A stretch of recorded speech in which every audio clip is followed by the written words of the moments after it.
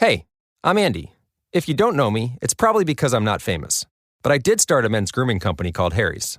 The idea for Harry's came out of a frustrating experience I had buying razor blades. Most brands were overpriced, overdesigned, and out of touch. At Harry's, our approach is simple. Here's our secret. We make sharp, durable blades and sell them at honest prices for as low as $2 each. We care about quality so much that we do some crazy things, like buy a world-class German blade factory. Obsessing over every detail means we're confident in offering a 100% quality guarantee. Millions of guys have already made the switch to Harry's, so thank you if you're one of them. And if you're not, we hope you give us a try with this special offer.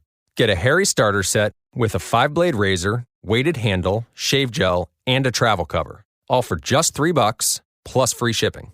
Just go to harrys.com and enter 5000 at checkout. That's harrys.com, code 5000. Enjoy. You're listening to News Talk Saga 960.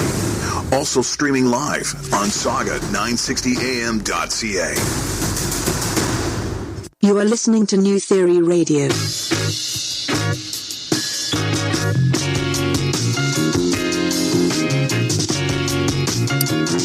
Hello and welcome to another edition of New Theory Radio, here live on News Talk Saga 960 AM. My name is Nav Nanwa. I am your host, and this is the show where we theorize on all things current affairs, pop culture, and everyday life. Happy Sunday, happy Labor Day weekend. It's been quite the busy one. It's a little wet outside, so I hope you're nice and warm indoors and enjoying the show.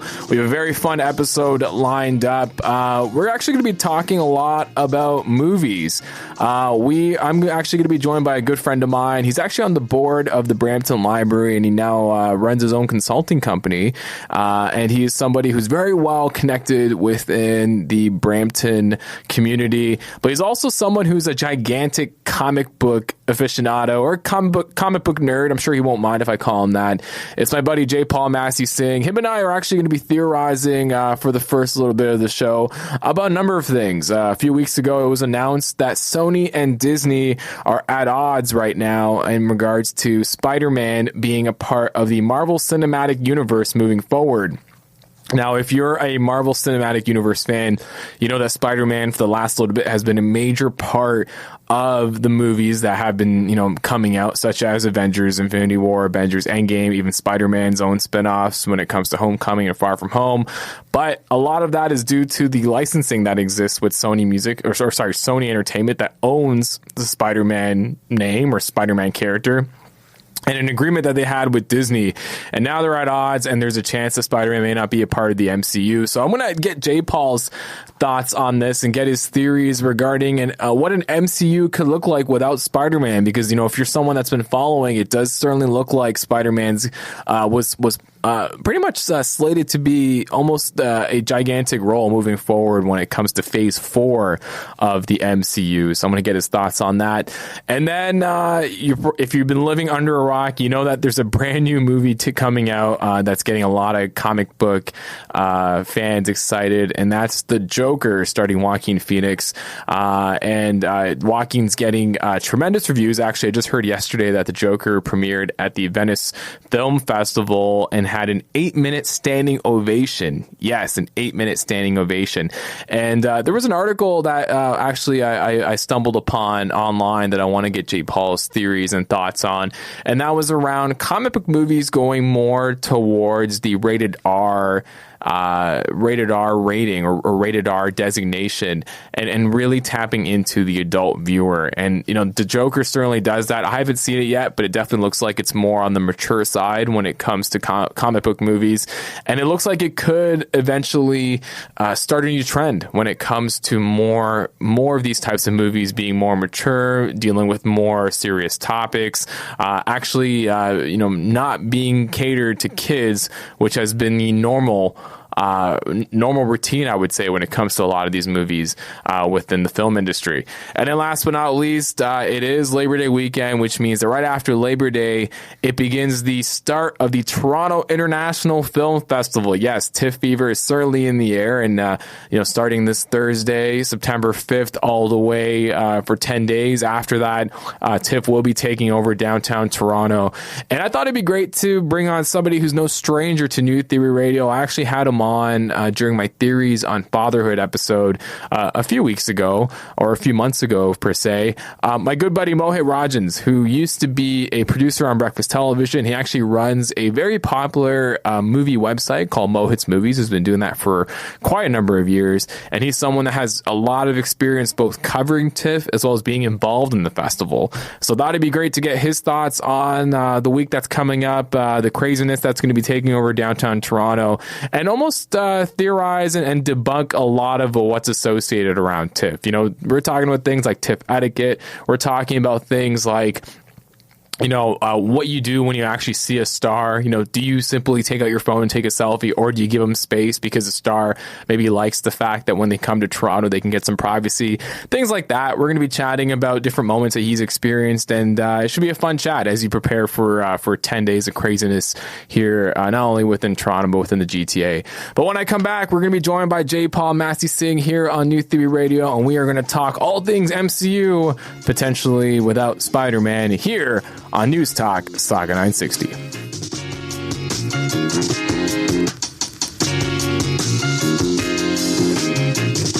And we are back here on New Theory Radio on News Talk Saga 960 AM, the show where we theorize on all things current affairs, pop culture, and everyday life.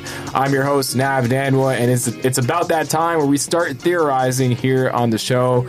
But before we get into today's topics, I'm actually very honored to welcome a guest of mine. He's a really good friend, somewhat of a mentor as well. He is board chair for the Brampton Library. I think I mentioned that you were on the board, but I didn't know you were board chair, so you're definitely more important than when I pitched you earlier. It just means that I get more blame when things go wrong. Okay. And then now he runs his own consulting company? I'm doing a little bit of that on the side. Yeah. I am working somewhere as well, but that's top secret. It's all in the works. It's all going to be unveiled very soon. But putting together some of the experiences I've been lucky enough to get over the last few years, and been a bit of a gun for hire for a couple of months. Awesome. As I've transitioning from one role to another. That's awesome. Working primarily in the intersection of healthcare and cannabis. And then when we used to get you on Rogers TV, we used to call you the Renaissance Man. Yeah. You're always very kind. It's my good friend Jaipaul Massey-Singh. Jaipaul, thanks so much for joining us in the News Talk Saga 960 studios. Man. Thank you for having me here. This is awesome. Yeah. I think every time we've done some kind of podcast or recording in the past, the venue and the audience grows. So I'm just happy to keep getting invited back. Yeah. Hey, you know what? You've. I still remember when we did that one WrestleMania preview episode. Yeah. I think we had like 8 listeners. I think 3 of those were me. Were you probably making sure that you sounded good, or what? That's right. Amazing. No, but I'm super happy to have you on the show, because not only do you do a lot of important stuff in the community, you're probably one of the biggest comic book. I called you a nerd earlier. It's all good. Yeah, comic book nerd. You still go to Stadium Comics in Shoppers World and get your comics. You're someone that's very knowledgeable when it comes to, I guess, the MCU before it was the MCU. Sure. Yeah, when they were just superhero movies. Exactly.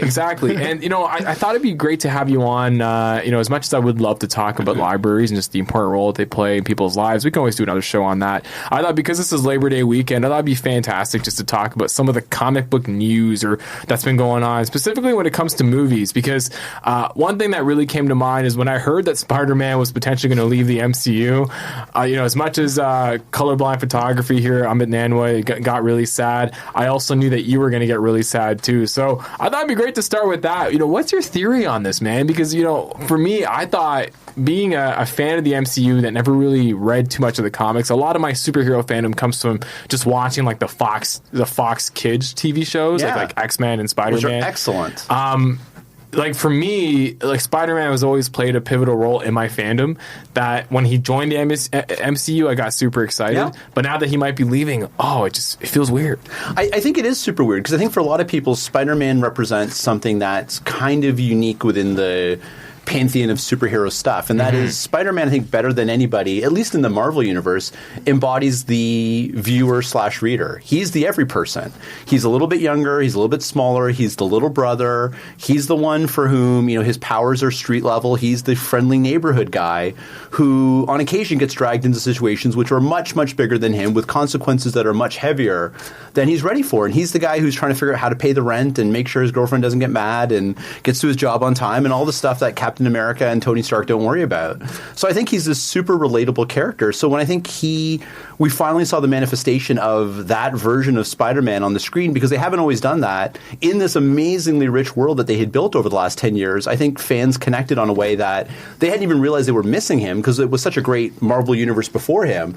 But when Tom Holland showed up playing the Spider-Man, or more importantly, the Peter Parker we all know is to be Spider-Man, I think people just felt it in a way that we hadn't expected to feel it. And then his relationship with Iron Man through those movies, I think, really became the heart of, the ending of the first wave of Marvel movies. Yeah, it's fascinating because Spider-Man has gone through so many reboots. I was a big fan of the Tobey Maguire franchise up until Spider-Man 3.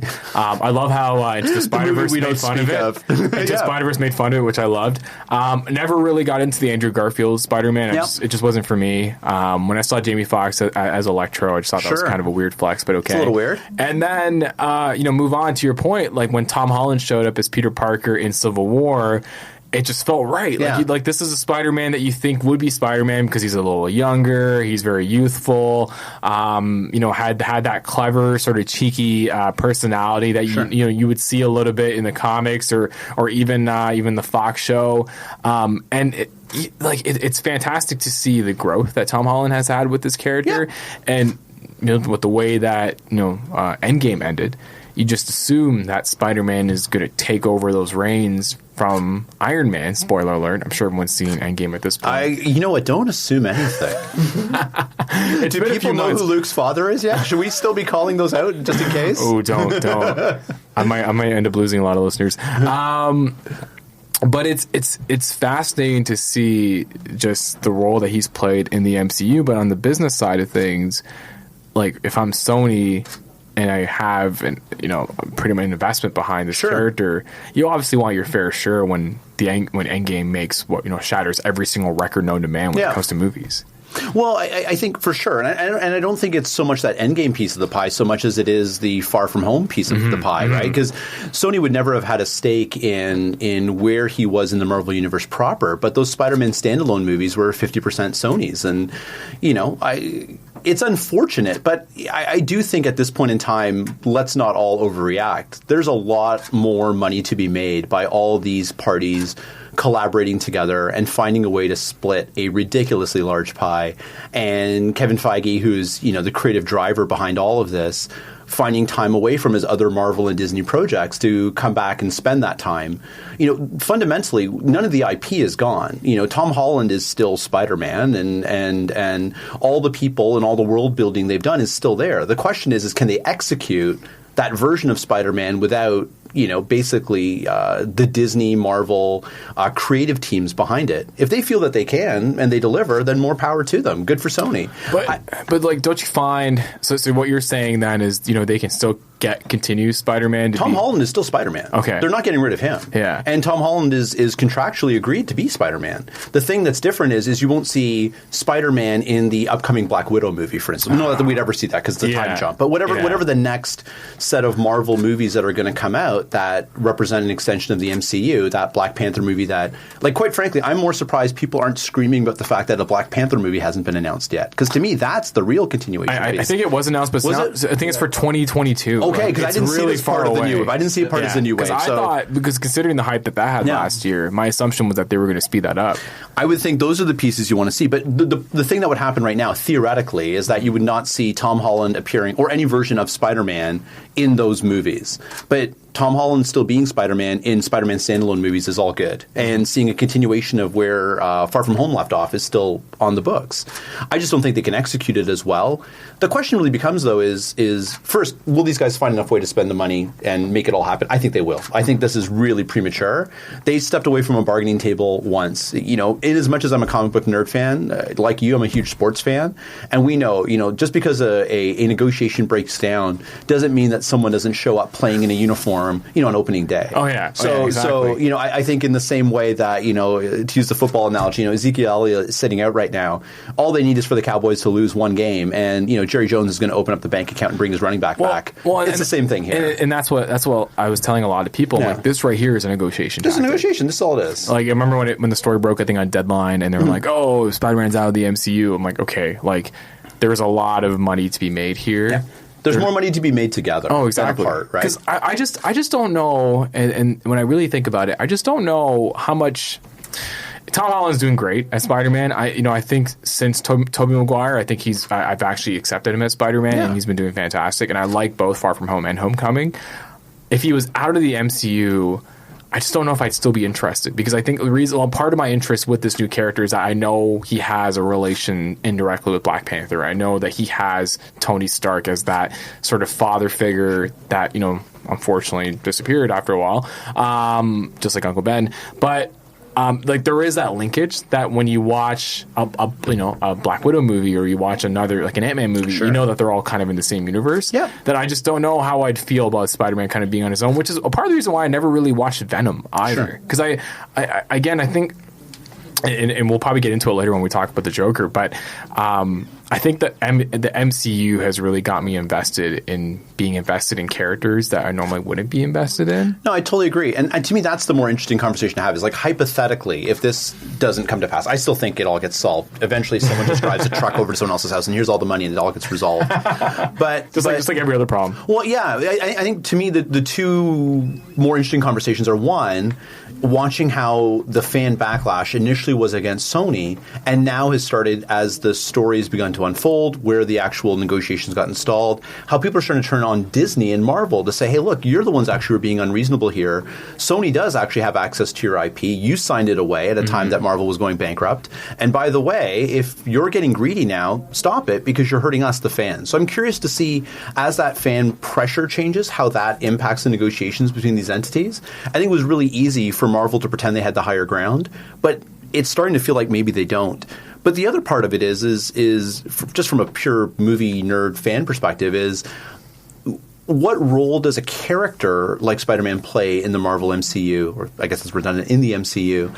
And if that character doesn't return, who takes that character's place? And do we need that character? Do you need someone who represents it? I do think that franchises like that work best when the viewer feels like you have that surrogate for the viewer in the movie. Yeah. And that's what Spider-Man was. And as the stakes got bigger and bigger and bigger, that was the role that Spider-Man played more and more. And I don't think there's this popular sort of notion out there that Spider-Man was going to be the new Tony Stark. That was never going to happen. And clearly from the end of Far From Home, they basically closed the book on that. That was what that was about. He is friendly neighborhood. J. Jonah Jameson is the bad guy. He's a New York-based hero, high school student. They were. I think they took the arc the other way, as they should. Yeah. Spider-Man's not supposed to be in frickin' space fighting the Skrulls. He's supposed to be, trying to figure out how he gets his chemistry assignment in on time, while at the same time battling the Scorpion in the subway. Exactly. I like that version of Spider-Man. The question is how do you create that feeling you had of Spider-Man in this MCU? I think they were really smart to use him the way they did. Yeah. I don't think that's how that character is supposed to be used. The question I would have is who replaces that character? Who becomes this surrogate for the viewer, who allows, while multiverses are colliding with one another and the end of all is at the snap of a finger, who represents you in all of this? And I think that's what they were trying to do with Scott Lang as the Ant-Man. I think that's that character. I think that's a little bit of who Shuri is in Black Panther. Yeah. But there's got to be someone who you identify with, and more importantly, because these movies, let's face facts, are not for you and I, who, my kid or your incoming kid, feels like that's me on the screen up there and makes them feel like they're part of all of this as well. Yeah, and that's probably it, is, you and I have obviously lived through a lot of iterations of all these characters, whether it be in the comics, on TV, in theater. Yeah. We're probably a lot closer to it, to probably the average fan. That's the one thing I always kind of struggle with when it comes to things that I'm super interested in, is what does the casual fan typically think? Like, what's somebody that's just going to pay their money and go watch an MCU movie and just take it for what it is and then leave and not really think about sort of the politics or the behind the scenes aspect? Sure. It's very similar to pro wrestling. Or is this true to some text or some canon piece of literature? Like one of the big things that I struggled with for a long time, being a big nerd that I am, is like going to a movie and saying that's not my fill in the blank here, because I had 20 years of reading comic books where a character was portrayed a particular way, and then all of a sudden we took a twist. Like, that's not my Thor on the screen. That's not my Captain America on the screen. What's that about? Actually, was there, because you have been a reader for so long, was there one iteration that you absolutely hated that totally turned you off? That's a big question. You know what? It's hard. It's hard because they get mixed, and and my perception has really changed, because I think, like a lot of things, I guess the easiest analogy to use is like, what's your favorite music? Mm-hmm. I'm going to guess it's the music that you became a music fan around. So probably what you're listening to when you were 17, 18, 19 years old is your core music, whatever that is. And I'm the same, and I think for most of us that's the same. Like, the thing that made you a fan becomes your thing. In the same way, to use wrestling, who's your favorite wrestler? Oh, of all time? Yeah. Ooh, I would say toss between Brett and Sean. And why? Probably because of their skills and just the way they used to captivate me during their matches. They're probably, I'm going to guess, in some other way of saying this, I'm trying to prove a thesis here, so bear with me. They're the ones who made you a fan. Oh, they did. Right? 100%. Yeah, the guys who, and so who's your standard bearer now when you look at all the other wrestlers that come after? It's one of them. Are they Brett or Sean? Yeah. And they're never going to be Brett and Sean, because even Brett and Sean aren't Brett and Sean. Yeah. They're the Brett and Sean you've created in your mind as being these, like, with this, Montreal Screwjob, Greek epic of a storyline, which really, when you thought about it, wasn't really that great. And not every match was that awesome. Yeah. But we create these sort of narratives in our head. So I think for me, certain characters didn't work that way. So to answer your question in a very roundabout way, what character was I most appalled by? It was probably the way the X-Men were portrayed. It was most definitely the way Spider-Man was portrayed, because they weren't the X-Men and Spider-Man that I fell in love with at the very time that I became a comic book fan. But if you're really a comic book fan, one of the things you learn along the way, and I think it's something that not all of us have translated well into becoming the movie fans, is that none of us are really fans of a character. We think we are, but what we really are fans of a character as written and drawn by a particular artist team. Yeah. So I say, like, my favorite character is Thor. I'm a fan not of Thor. I'm a fan of Thor as drawn and written by Walt Simonson and now by Jason Aaron. These are the creators who did the most interesting thing with the character I have. These characters are blank, empty vessels into which a creator can say, I'm curious what happens when we take away Wolverine's healing ability. I wonder what happens when Spider-Man suddenly is a millionaire. I wonder what happens when Tony Stark is suddenly an alcoholic. And they go on a journey with them. And at the end of that journey, it stops. And then a new creative team takes over, and they'll do a different story with that character. And you may like or you may not like that story. It doesn't mean you stop being a fan of comics. It means you just, I'm not so keen on, like, that run. I think the movies are kind of like that. I think we're about to see a run of... I think we've just been super blessed to have a singular comic vision that drove us for 10 years. I'm kind of excited to see what happens now if a whole bunch of different people, including maybe a Spider-Man not in the MCU, have a chance to do stories that aren't the normal stories. But that's the... and I'm glad that you touched on that, because that's the challenge when you have something like the MCU. Is as soon as you divert, it's very hard to get someone to really care. Yeah, and like I heard, like when Venom came out last year, it did get bad reviews. I know some people that watched it and were like, it wasn't that bad. Like, it was kind of cool. It was kind of, it knew what it was doing, and it kind of stayed in its lane. And it looks like they're going to focus on that. Deadpool was kind of the same way too. Deadpool pretty much did his own thing the entire time, and he had his niche when when it came to the comedy and the offensive jokes. And, he lived and has been able to get another sequel. I'm sure they're making a third one, I'm assuming, as well. Oh, for sure. And clearly Ryan Reynolds is now Deadpool. Yeah. Like, if you follow him online, he basically lives that person. Have you seen Hobbs and Shaw? No, I haven't. Not yet. So...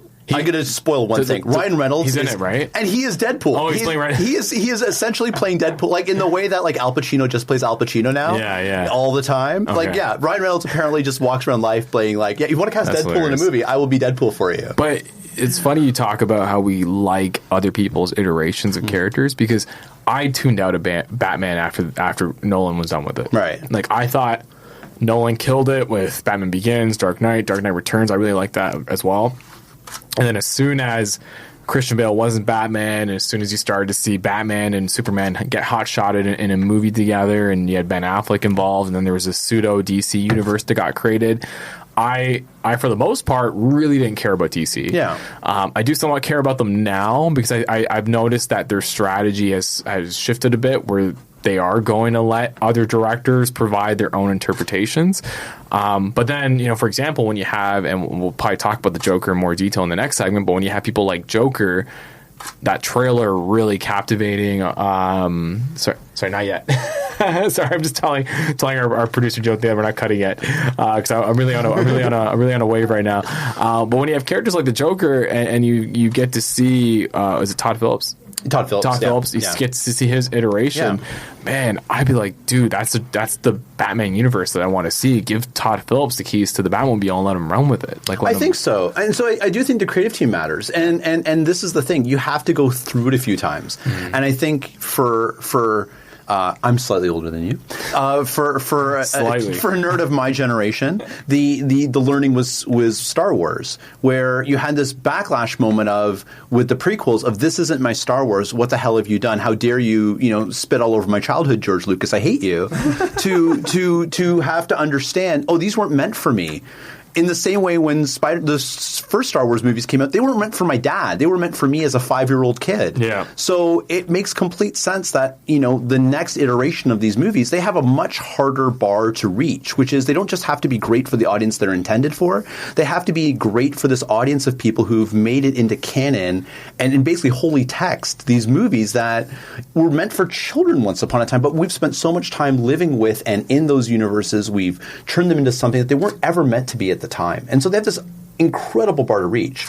Long story short, you know what? We had a bunch of crappy Star Wars movies. Mm-hmm. Now we have a bunch of good Star Wars movies again. And what happened? The creative team changed. Enough time changed. We matured. We understand that, not every one of these movies has to be for me. I'm going to pick and choose the ones I like. And I think that's where the superhero universe is going to go.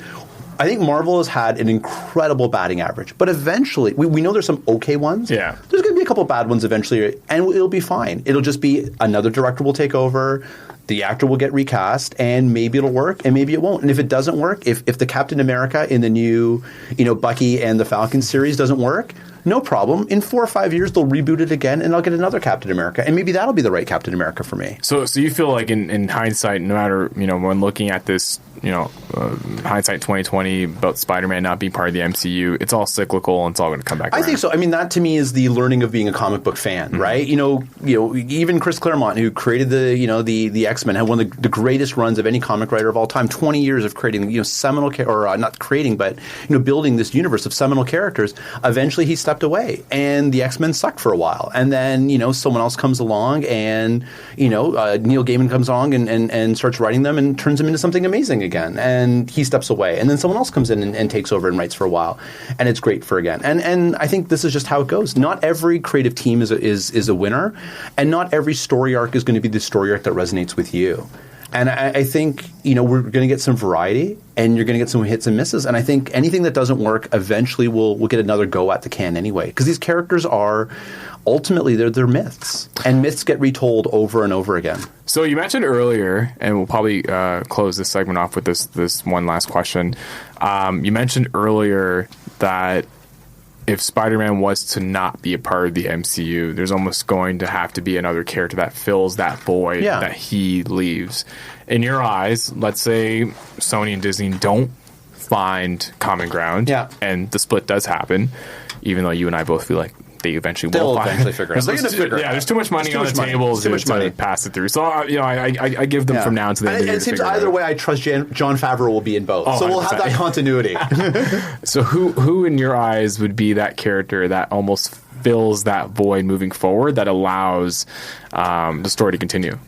So one thing first I have to fix, because if God forbid there's like another comic nerd on the fans on the listening right now, they're going to be freaking out. Neil Gaiman isn't who never wrote the X-Men. I was thinking of Grant Morrison. So if awesome. that one person out there right now who's going to write an angry email to Nav about me, I meant Grant Morrison. Who's not this Neil guy, Gaiman. Jaipaul, that you had talking about comics? Says he talks about comics. The guy's full of crap. That's a reference like probably 3 people got, by the way, or a fact that 3 people would have got that I got wrong. I don't know. I don't know who that character is. I don't think that character exists. I think that's the character they now have to go and find for us and build that character into that universe. I think, like I touched on, I think, in different silos of the universe, they have that character sort of sketched out. And I think Scott Lang represents that character of a guy who's clearly in over his head trying to figure out what's going on here. In the Avengers comic book, the more traditional telling of Hawkeye was that character, because he was the guy who had no superpowers. He just worked really hard at using a bow and was always the kind of guy who was like in over his head, always lived in the shadow of Captain America, was never sure if he was good enough, and then found the hero within him. And it was a great, great character. They haven't told that character in that way in this universe. Maybe there's a version of that they bring back, right? Mm-hmm. But you need someone who's super depowered, who is just trying to hang on by their fingernails and figure out if they can hang with these guys who to them are immortals and gods. And they don't have that character. They have to make that character. But I think it's a super important character to have.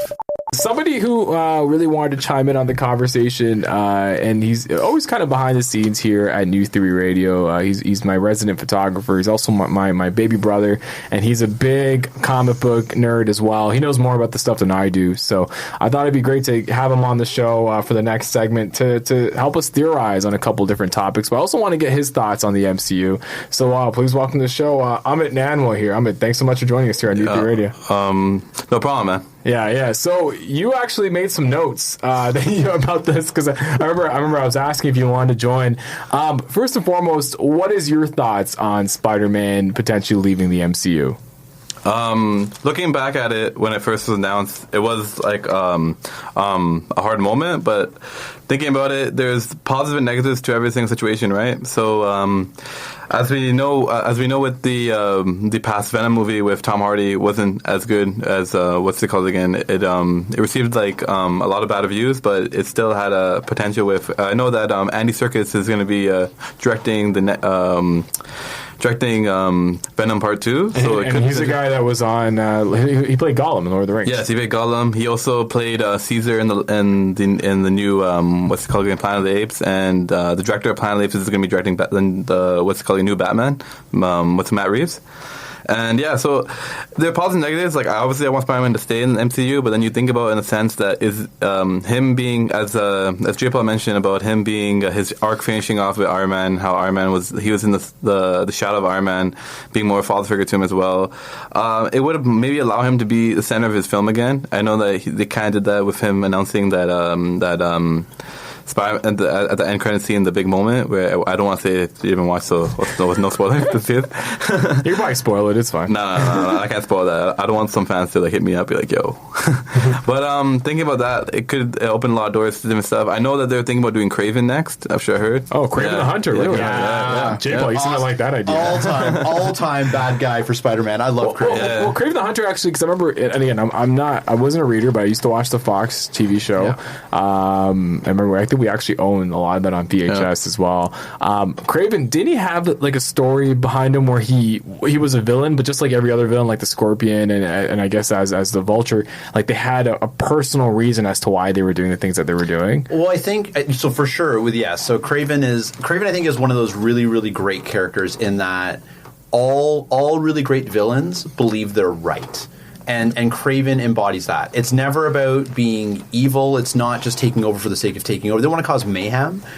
Although we're going to talk about the Joker in a minute, and that's I think that is the ultimate exception to the rule. But I think most great villains are the villains who believe they actually have the moral high ground and are trying to prove some kind of point. And Kraven is that character. Exactly. Where he is a man of honor, and in the end, and he's Spider-Man's equal physically, and ultimately, most stories, with Kraven and Spider-Man resolve themselves around Spider-Man making an appeal to who Kraven is as a person, not as a actual physical opponent. Because Kraven is equal to it, and Kraven has defeated Spider-Man on many occasions, but ultimately has a code of honor that he will not break. So will this be a Kraven the Hunter standalone movie? No, it would be him hunting Spider-Man. If there's this famous storyline, I think probably Jaipaul probably knows about it. The Last Hunt, I think it's called. No, all time amazing. In the late '80s, there were 3 Spider-Man titles out at the same time. There was Spectacular Spider-Man, Amazing Spider-Man, and I can't remember the third one was. I think it was just called Spider-Man. And was it all different writers too? Yeah, all different writers. All different writers. And what they did is over the course of 6 issues, so 2 issues of each comic. So over the course of that which was like this has never been done. It was like a huge crossover thing that didn't happen at that time in comics. Over the course of a few months, each of the comics had multiple issues of this stories that linked it all together, which they were 3 standalone stories where Kraven hunted and ultimately, quote unquote, killed Spider-Man. Turns out that he didn't actually obviously kill Peter Parker, but proved that he was Spider-Man's equal, and then adopted the costume and became Spider-Man for a short period of time to prove that he could. And in the end, how did he lose? He had proven his point. That was all he wanted to do. He just wanted to show he could do it. He didn't want to rule the world. He didn't want to rub it in Peter's face. He just wanted to show to Peter that he was his equal in some way. Spider-Man's a great story. Spider-Man's always had Spider-Man and Batman, I think, are a toss-up when it comes to the more synonymous villains. Like, obviously, Superman had Lex Luthor, but I don't know. Best rogues galleries. Yeah. And when you think about the villains that Batman has faced and then the villains that Spider-Man has faced, like I still remember playing the Spider-Man PlayStation 1 video game where it's you're playing almost a comic. And I think the ultimate villain was Dr. Octopus wearing the symbiote. And it was like, this Carnage, was it was like Carnage, like a Doc Ock. I remember that. Octo Carnage. I remember just being like, as a kid, being like, whoa, what is this? Like, this is so insane. But man, it's just fascinating how they're able to tell these backstories on so many different characters. And that's why I think it's all good. Like, again, I ultimately think these things will all get resolved financially and these worlds will come together. But I don't think it matters if it doesn't, because the Spider-Man that was in the MCU was not a Spider-Man character. That was a character that was there to facilitate Tony's story arc because ultimately the whatever you call that overarching first 10 years of Marvel is the story of Tony Stark. It starts with him saying, "I am Iron Man" in that first movie, to the end where he dies and Tony Stark has a heart, and it's all about Tony coming to grips with what he had created. Most of the chaos that happens is an indirect result of Tony's hubris, and in the end the story resolves itself when Tony sacrifices himself to solve the problem that he knew he created and knew that he had to be responsible for cleaning up. And Spider-Man was there to serve the purpose of allowing Tony to show us that he could grow as a person by having a surrogate son. All the Spider-Man stuff we really love, let's face facts, was in the standalone Spider-Man movies anyway. It's in Homecoming and Far From Home, in which Tony Stark played a supporting character, but you don't need that Spider-Man to make the MCU work. That was just to serve a Tony story, and you don't need the MCU to make the Spider-Man character work. I have a really crazy thought, and this is mainly because I feel the MCU has taken a lot of its learnings from just normal TV, because the MCU, every movie release is pretty much like an episode release of like this overarching Marvel Cinematic Universe TV show or show that's out there. What if Spider-Man does leave the MCU, and the way that, moving forward, they still acknowledge him, but they acknowledge that he was killed in some battle that had taken place on Earth, and that's their way of moving on. Like, would you be okay with that if they just killed him off, like how people would kill off someone who's maybe behind the scenes, at odds with the show creator, or just like any other character on TV that maybe has served its purpose, but has some type of conflict, and they just need to get rid of them. If they simply were to kill off Spider-Man and not acknowledge it and just move on, would you be okay with that? You go first, man. Okay. Just thinking about it, because I think that's a cool idea, but I think they actually probably wouldn't do it, because if there's always that backdoor. If I could bring them back, like you guys said, like the whole concept of them, there's so much money on the table that they're not going to let that go. But I don't think it'd be a respectful way to do that, because if you look at like Marvel and DC, like what DC has their trilogy, which is Batman, Wonder Woman, Superman, which is the thing, and then like you have nothing. Looking at Marvel, they have their top character, like Iron Man and Captain America were all like D-list to like C-list or like B-list characters, but Spider-Man, they're like their most famous character, right? So I don't think they would always actually probably leave the door open for someone like him. Jaipaul, what do you think? Yeah, no, 100%. I think you, because this is a business arrangement. Exactly. At some point, you want to be able to reintroduce that character, but more fundamentally, I think it's totally disrespectful to who the character is. I don't think the fans would accept it. You need to see that happen. They've invested enough in that character that people deserve to see it and would demand to see it. And I think, again, I do think there's this piece that Spider-Man plays that's really visceral for people, and people are fond of that character despite bad incarnations, despite bad movies, despite multiple actors playing that character over the years. There's a reason people keep coming back to Spider-Man over and over again. And it's because they connect with Spider-Man. You can't do that. You would damage your relationship with the fan base too much. So, I think have talked enough about this topic.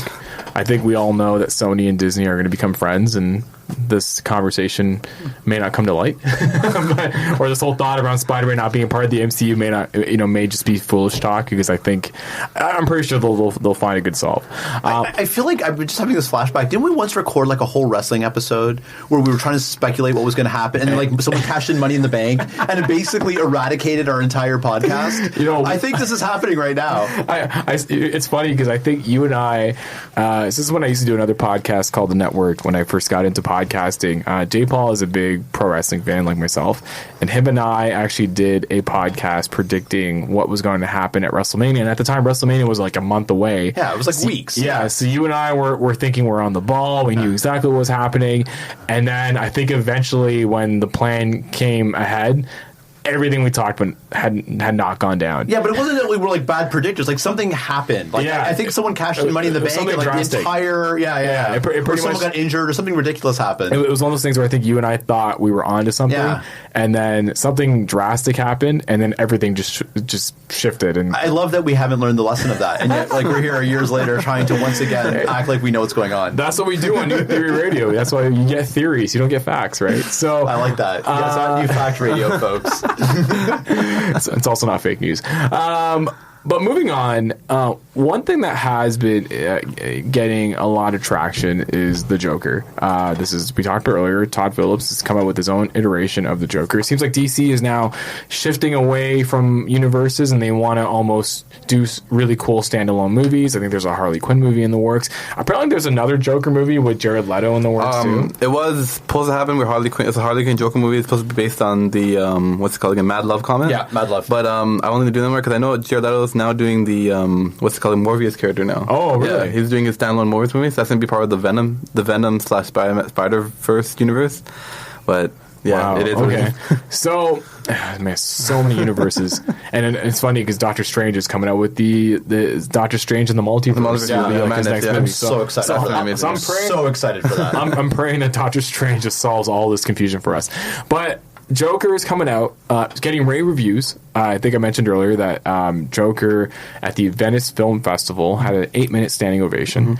Mm-hmm. The reviews I've been reading have been calling it very dark, very scary, but it's justice to the character. I haven't seen so much hype around the Joker since the Heath Ledger interpretation about 11 years ago. It's also premiering at TIFF, which is what we're talking about later on with Mohit Rajhans, but it's also premiering at TIFF, which I think is the first time that a superhero movie is getting that type of treatment, or a comic book related movie is getting that type of treatment at that film festival. And Joaquin Phoenix is an absolute genius. Like, he's a fantastic actor. So there's a lot of hype around this.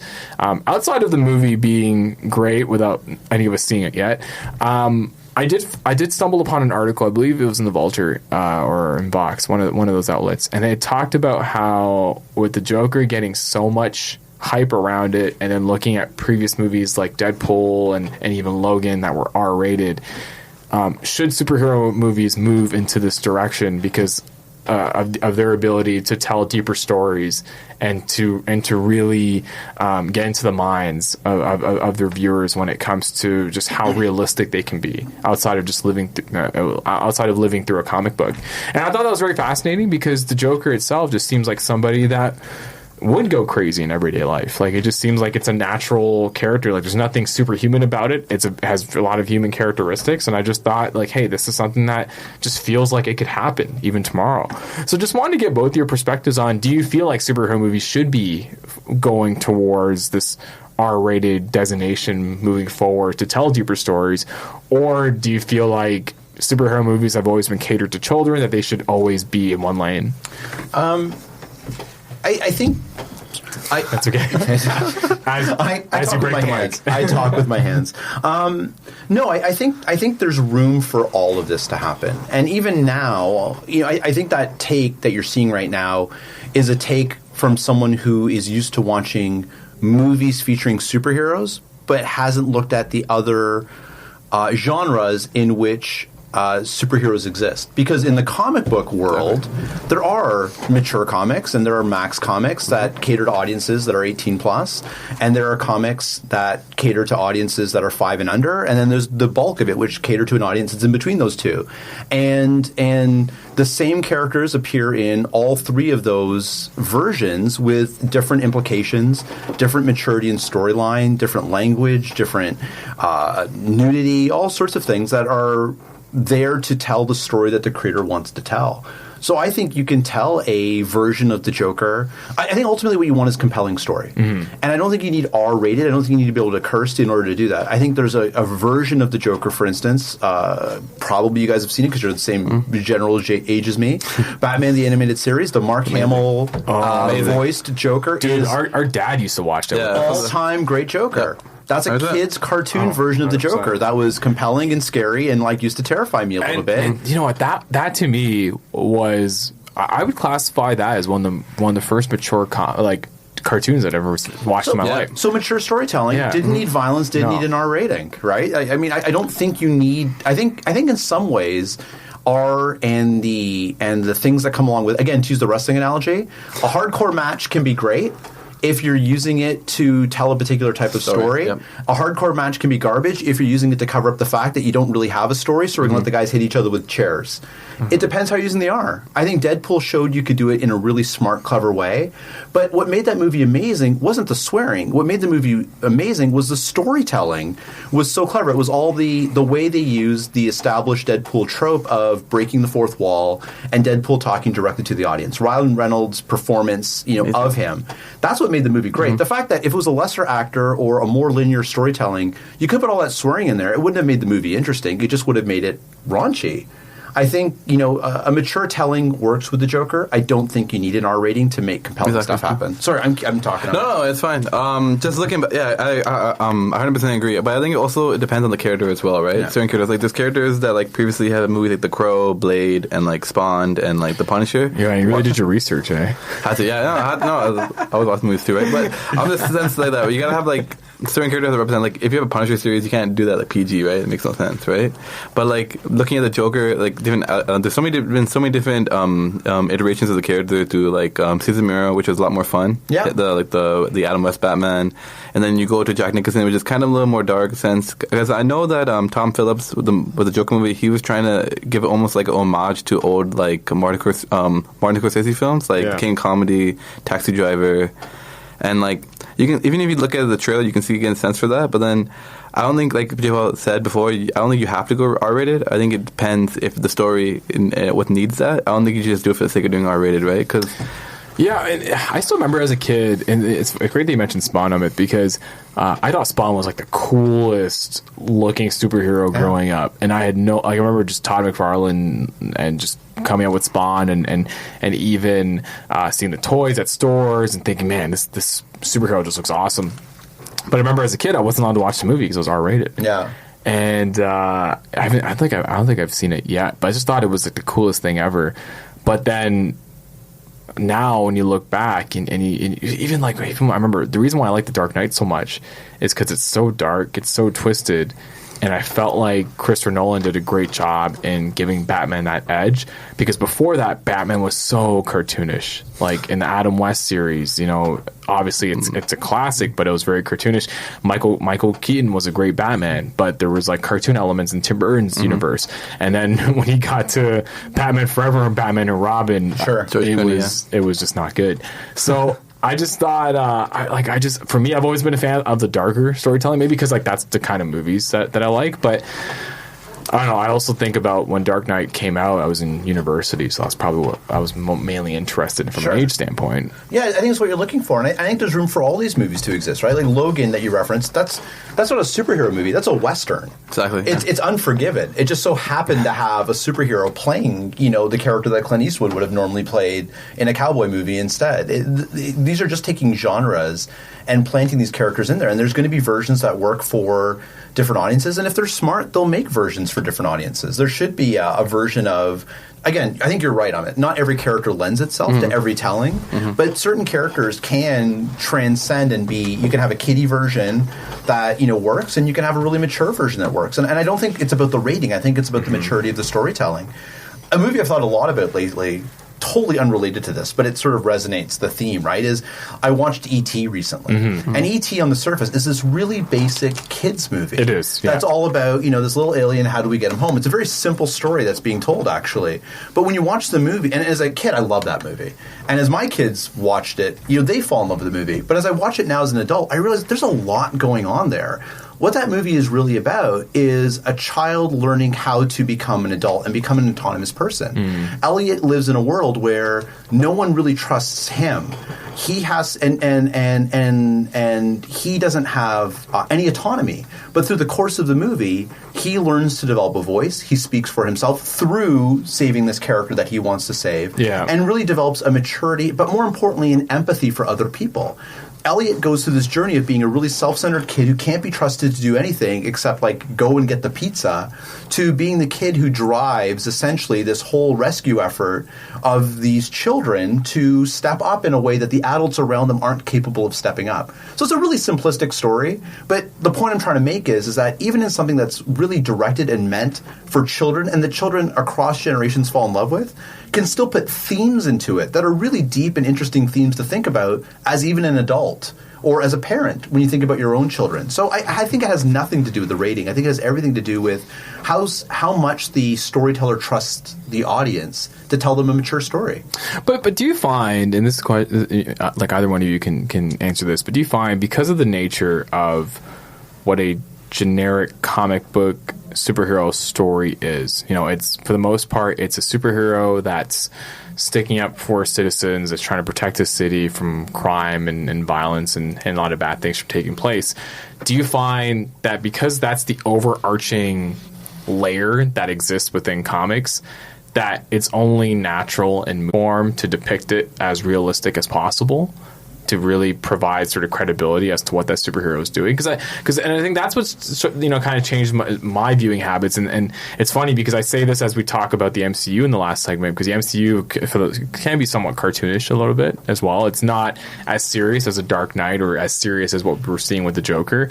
But I don't know, that's the one thing that really fascinated me about the Dark Knight was just how real it felt. And just to me, it was like, Heath Ledger's Joker looks like a really bad person.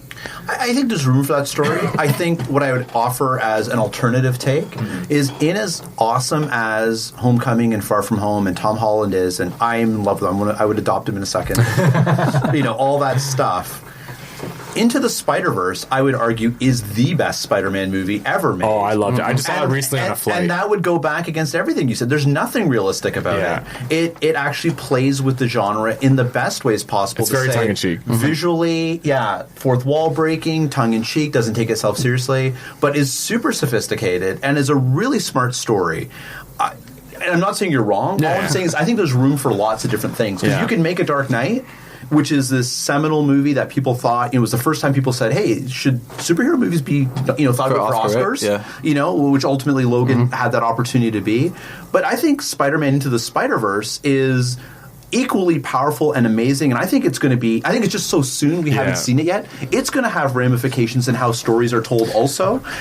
And it has none of that realism in it. It actually embraces all the fun things that only comic books can do or only animation can do that people can't. Yeah, I think also in a sense, like you gotta think about, remember back in this comic book story, a superhero story is more like about what's it called again? Imagination as well, right? Yeah. Having that concept of, oh wow, he can do that, Superman, he can fly, or the whole the aspect of being like saying awe, right? Like, oh my god, I can't believe a sense of like a hero has to do his journey. And think about it, like, there's heroes that can be like everyday people as as well, right? People do charity work, or people do any aspect. Police officer is a superhero, could be a superhero, right?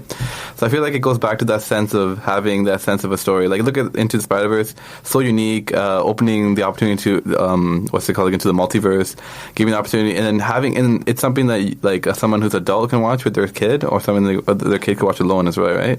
Like, going back to the whole about movies being rated R, like, I guess those movies you can't really share with your kids until they're a little older. But as I think going back to superheroes, I think the main thing is that it's all imagination, it's all made up, in the sense of giving that sense of. There's a lot of movies that get flack for being overly creative. Like, look at something like Guardians of the Galaxy, right? It's kind of more of like a soap opera in space, and having so much more detail, because it's not like we're going to space yet, right? Well, speak for yourself. But it's really interesting, and again, I know this comes up a lot because of who's in the room, but the parallels are very similar to pro wrestling, because as pro wrestling fans, we hate it when pro wrestling is super tongue-in-cheek, super cheesy, when there's bad acting, when there's stuff that's almost insulting our intelligence, and we crave such a realistic product. And then when it comes, even though there are a lot of people who, maybe the writers who write pro wrestling, are probably writing it like how a writer writes a comic, where they want to create bad guys and good guys, and they want to create some sense of conflict. But is it because that wrestling is considered live theater that we sort of hold in a different regard? I think wrestling's a whole other thing to talk about, for sure. I mean, if you want to go down that road, but no, we go down that road a lot here on New Theory. Oh, okay, well, let's go. No, I was going to say, I think a couple things come to mind immediately. So one is I don't think it's just because it's those of us that are in the room. That may be the thing we're falling back on because it's common ground for all three of us. Mm-hmm. But the reality is what you're talking about, Nav, is it's storytelling. Storytelling is storytelling is storytelling. Whether you're telling it in comic books or on a movie screen or on, in a wrestling ring, fundamentally we're looking for the same things.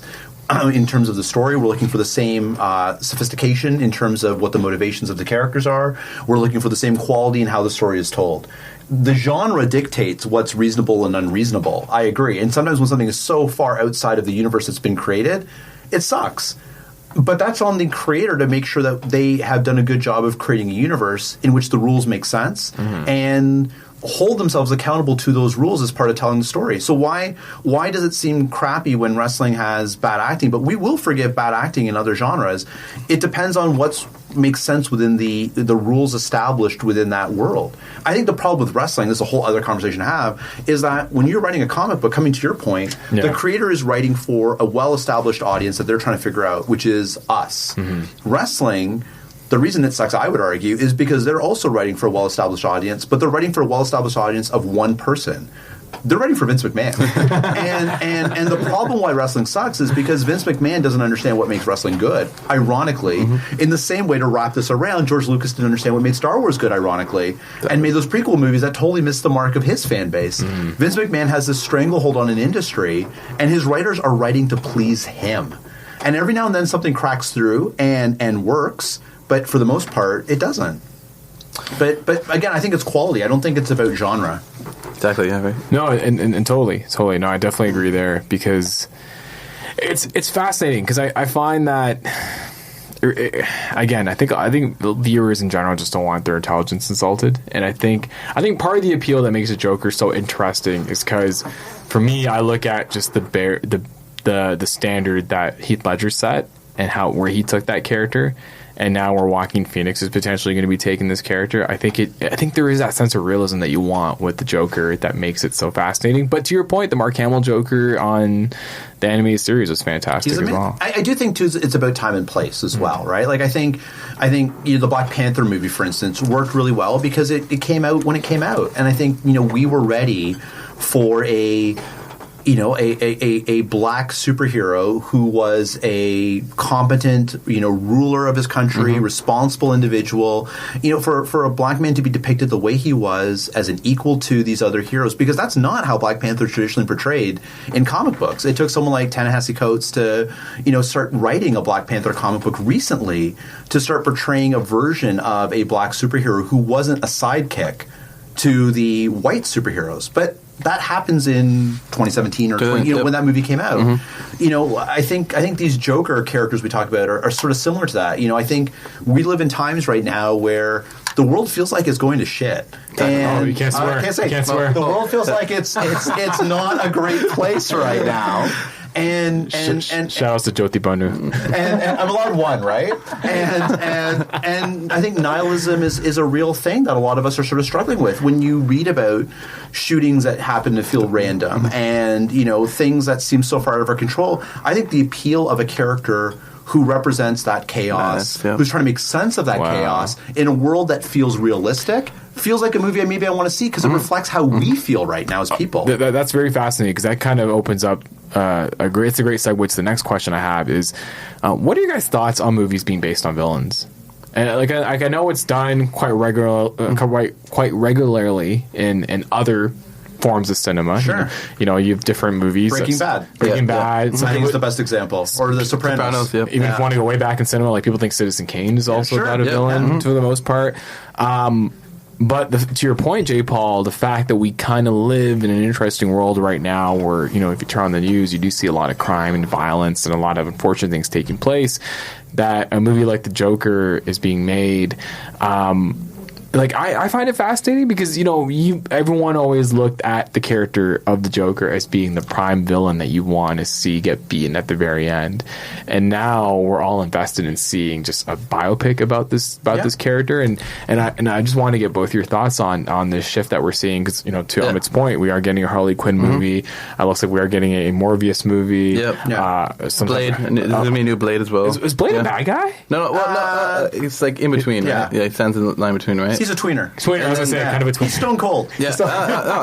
He stuns everybody. Yeah. And then there's also the Venom sequel too. It's still Venom, right? Cool. So I haven't seen Venom yet, but isn't Venom kind of like a good guy? Anti-villain. Anti-hero. Okay.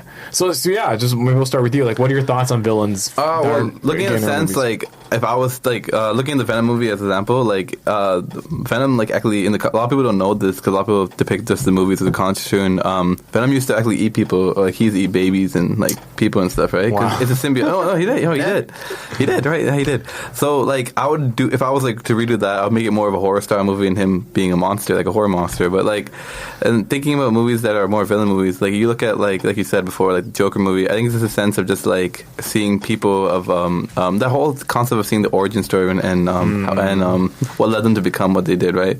As Jaipaul mentioned before, there was the Star Wars prequels that showed Darth Vader. I think actually it kind of it was a bad sense to show Darth Vader like that because it kind of it didn't make him as scary. Demystified. So you're saying episode 1 to 3 ruined Darth Vader? No, I'm going to say it because I just feel like the character wasn't as scary. When you watch the movie first to the movie, A Man in Black, he can choke you from the distance. Yeah, he was a lot cooler before episodes 1 to 3. In that sense, right? But then you also look at other characters like the Joker. Joker's just some character he's an agent of chaos in a sense, right? People prefer him as, right? And I guess it kind of depicts like Jaipaul mentioned the times now of someone going of someone's it kind of goes back to sociology in a sense of someone being what's it called again, nature and nurture in a sense of how their life changes them and creates them to become a villain. So I think this is just the fascination of someone seeing what led the person to become that villain. It's the human interest that makes it. So I guess my last question before we kind of conclude this segment is there another villain that you'd like to see that portrayed similarly to Todd Phillips' Joker that you think would make for a great origin story? And any doesn't have to be Batman; it can be anybody. No, I think the Joker is the character. He's the villain of villains, and he sets so much in motion for because you need both sides of the coin, right? He's literally the other side of the coin to Batman. He is Batman's yin to his yang in every way, and so I think you need that. And I don't think there is another relationship in comic book or hardly any form of storytelling where the relationship between the protagonist and the antagonist is so strong and so closely tied together and so clearly in conflict and will always remain in conflict. And they've again, it's all about what universe do you create, right? Batman, they've created this wonderful universe in Batman where his moral code will not allow him to kill the Joker. And the Joker understands this. So he knows he can just keep pushing Batman over the line, and he'll never die. Batman will never do the ultimate step. And if Batman ever kills the Joker, that's when the Joker wins. And the Joker understands this. So you will have this story into perpetuity. There is no other character where this works. I will say this, though, with respect to the Joker piece, too. The reason I think, and we obviously, none of us have seen this movie. We all understand it's probably going to be amazing. Oh, yeah, totally. But the only reason it exists or can exist as a standalone villain movie, I think, is because we've already had the version of the Joker with Batman in Batman's movie first. I don't think we could have led with a Joker movie. No, totally. The reason we want this Joker movie is because we understand this is maybe not directly, but more or less the prequel to the Heath Ledger Joker movie. And so we've already established, we have a really good understanding of who this villain is, why he exists, why he's interesting, why we should be terrified of him. And then to go tell his standalone movie, you can do that. I don't think you could lead with a villain movie without having the hero movie first, in the way that you can lead with the hero movie. Exactly. So I do think there's that part of it. And the Harley Quinn piece, similarly, if she didn't exist in that Suicide Squad. Thank you. And Margot Robbie doing such a great job of it, you wouldn't see her. So I do think there's that difference, to be sure. Not only are they reflections of the time, but is there a difference between a hero and a villain? I don't think you can lead with a villain movie in the way you could with a hero movie.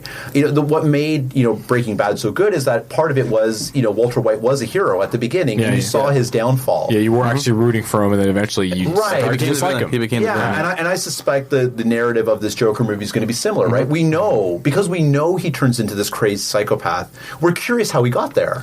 But if you didn't know he was going to be a crazed psychopath at the end of the movie, or at the end of the longer story arc of this character, would we be as interested in seeing this poor, sad sack of a guy getting pushed around until he breaks? I don't know. I think you kind of have to know the end. Yeah, in a sense, I agree with that too. Also, it goes back to a famous comic book. It's exactly one of my favorite comic books. Killing Joke. Yeah, Killing Joke, right? I knew exactly where you're going. That whole concept of Joker mentioning there's only one bad day, right? Yeah. The one bad day that can change you. Either you get up and fix that, or you don't, right? The one bad day changed him. And you mentioned before Batman not killing him. Well, as everyone thinks the ending of Killing Joke is oblivious because you show Batman the laughing. Right? And it fades away, right? Why are you ruining, man? I haven't read it yet. I told you to read it before. You didn't read it. I think I have like 4 copies. I could bring one for you. Yeah, in that sense, right? So, as Jaipaul mentioned before, that sense of just that one bad day can change someone. And as you mentioned before, I don't think you can put a character, make him the bad guy in the sense of unless it's an overarching period in a TV show, or you can't just do it okay, here's the first movie, here's a story about what's the name of Magneto before the X-Men, because you won't know his thing, right? He won't be treated as a bad guy. He'd be treated as something else, right? That's right. That's right. Yeah. Well, you know what, guys? This was fantastic. I think we can do a whole series on comic books and movies, and I think we should definitely consider it. But before we wrap up this segment, Jaipaul, if listeners want to connect with you in any way, you're obviously very active not only in the community, but you're someone that's great to speak to when it comes to any different topics. But if someone wants to connect with you and challenge your knowledge on comic book wisdom, where can they reach out? Oh, sure. I didn't realize I was going to do a plug of any kind. I exist in social media universe as at Jaipunk, Jaipunk. Yeah. If anyone wants to talk about comic books or anything nerdy there, I am happy to do that. But I am going to hold you to the coming back and talking about the library. That as nerdy and running at the mouth as I am right now, I can do this on a number of topics. But one of them for sure is the role of learning and institution building in our community. And if you want to tie all this together, we have a huge collection of comic books, and we also carry wrestling DVDs and magazines at your Brampton Library. I used to take out a couple. Yeah. My ritual when I was younger on the weekends was my dad, my brother, and I would go to Four Corners, and I would read the PW and Illustrated. Nice. I would read the Bill Apter magazine. Good old After mags. I would just literally sit on the second floor and just read a bunch of them. Those were the best because there was this whole part of it was kayfabe. And part of it was you had to figure out which was which. I loved trying to figure out which was which. I still remember. I think they had an issue on the Montreal Screwjob. Yeah, I know the one you're talking about. And it was there was part of it that was serious, and then the next page was something about the Funk Brothers and ECW getting their cow branded by Public Enemy. Yeah. And I was like, this is. I remember being like a 11-year-old kid, being like, this does not add up. Yeah. So that was definitely hilarious. But Jaipaul, thanks so much for coming on, and Amit, thanks for coming on. He's the one who's behind the lens when it comes to New Theory Radio. Where can people reach out to you? Follow me at Colorblind Photography on Instagram, and follow me at Amit Nanwa on Instagram as well. And it's at Colorblind Photography _ right? Underscore, yeah. Underscore, yeah. When we come back, we're going to be talking all things TIFF. We're going to continue on with movies, as I'm going to be joined by Mohit Rajhans, former producer of Breakfast Television, as well as the owner of Mohit's Movies, which is an awesome movie blog. And we are going to talk all things TIFF and theorize about the festival and its impact to the city of Toronto here on News Talk Saga 960.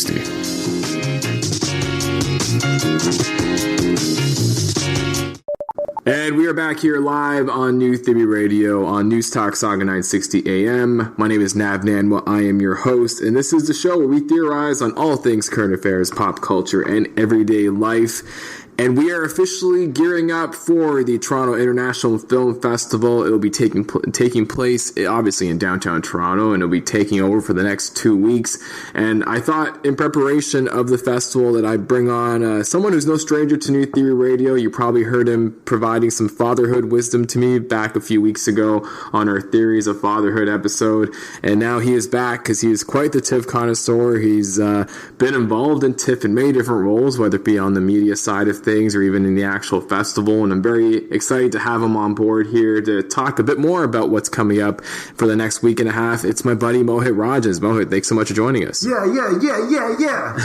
This is a hip-hop show, right? Always hyped. Oh, I wish it was. Oh, I thought it was a hip-hop show. Oh, well, eventually we could. Eventually we'll do some hip-hop theories. Okay. We'll figure out who killed Biggie and Pac. I'll put away my turntables because that's what I brought. But we're here to talk about TIFF, right? We are. This is TIFF number what for you? That's interesting that you asked me that because my wife and I used to attend TIFF. Yeah. Similarly, the way you attend TIFF in the normal way that people should. Pretty much.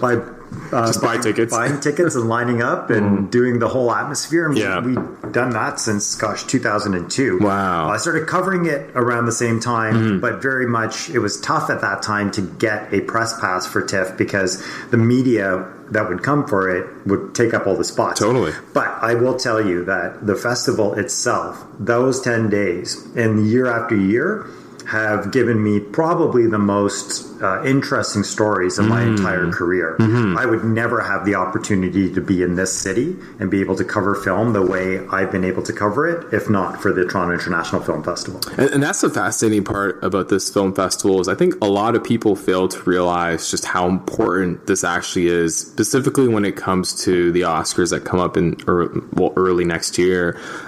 This is, a lot of people consider this festival to be the start of award season when it comes to who's in contention, who will not be in contention, what some of the buzz is, what some of the buzz isn't.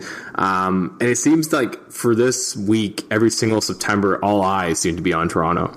Right, 100%. Post-Venice. So in Europe, all eyes are on Venice right now because that's the real sort of Venice is like the guy who throws the pre-party, right? That it's going to be good, but the fun guy, right? But you don't know if you want to waste the energy to go out to it because you've got the 10-day party coming up, which is TIFF.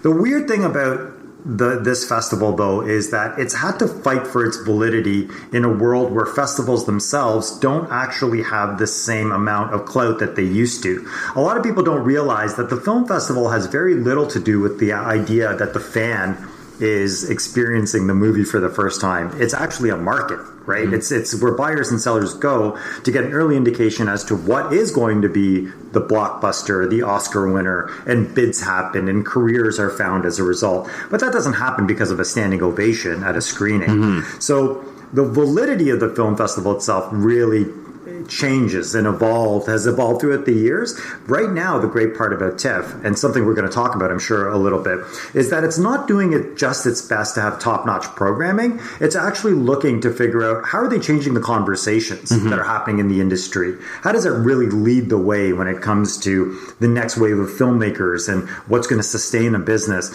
And I think that's smart. Because most of the other film festivals, like Cannes, like Sundance, etc., are sticking to a formula that might not work considering how many different ways there are for people to see movies now. Well, just to that point, what makes TIFF so different compared to a Sundance or a Cannes or even a Venice that just took place? Yeah, I don't really, I've been lucky enough to follow and cover many festivals, and I can't tell you that there's still a validity around the massiveness of TIFF. I still feel like the Toronto International Film Festival is too big for anybody to necessarily get 100% out of. But the importance still lies directly in its home. And its home it's home right here in Canada. If it wasn't the cultural institution that it was, the Canadian film industry in general would not have what it has now. It is a wonderful way for us to showcase our filmmakers to the rest of the world and also bring the world here to understand just how creative this audience is and just how well versed this audience is. Directors love coming to Toronto to screen their stuff. But that's not the only reason they love coming, right? They want to see other people's work. We also don't have the backdrop of a lot of political unrest. In Toronto, it's very much looked at as a microcosm for what the ideal world should be like. And I think that's what the international side really enjoys about the festival. I don't know if I've answered your question. No, you certainly have. Because the one thing I'll notice, even just being someone that attends TIFF and who hasn't had the opportunity of covering it, but hopefully one day I will. But just being somebody who goes to the festival, I've gone now for the last, I think, 5 years. Since my wife and I have gone together, we made an effort to at least check out one movie each year. But you can tell that there is this cool buzz in downtown Toronto when you're, hanging out in the streets and just kind of checking out all the action, whether it's Festival Village, whether it's, seeing Toronto pop up on every single major news platform. If you follow a lot on social media, it really feels like Toronto is the epicenter of all movies during the next week and a half. Which I always find fascinating because, again, you always get the celebrities coming here and embracing Toronto. I think Idris Elba put it best a few years ago, and I probably can't say it here on the air, but he really liked Toronto as well. I think when Molly's Game was premiered, I think he swore when he was describing Toronto how great it was. But yeah, like I was saying, like there is this specialness towards the next week and a half, and seeing these celebrities really embrace the city. And I love that, but at the same time, I have to tell you that I still, we're talking to a Mississauga audience right now. I still struggle with trying to persuade people that it's accessible, that it's a festival that people from all different walks of life should come to and come down and experience, because that glitz and glamour part is definitely intimidating. And you hear the stories, right, about people, it's impossible, things are locked down, you don't see anybody. And the bottom line is this: if you're there to stargaze, you could probably make your experience something different and try to figure it out. But if you're there thinking to yourself that, that one ticket is going to give you, front row seats to red carpet, you're going to be at the Ritz having drinks with a celebrity after, you're going to be taking pictures with people and running into people, that's not how it happens anymore. The festival has a very clear distinction between three types of things that are being done: people who are covering the festival, people who are participating in the festival, and people who are doing business at the festival. And it's unfortunate because the people who are there to experience the festival sometimes have to remind themselves that it's about the films, right?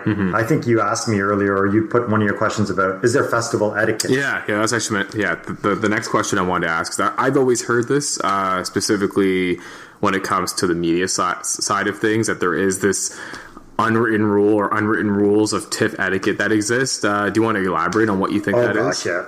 And the worst part about what you're saying is there's the lockdown side, which is if you're on a red carpet, or if you're accessible, or if the talent is accessible to you and you misuse that accessibility and ask for something personal like an autograph picture or even a moment, it's a wrap.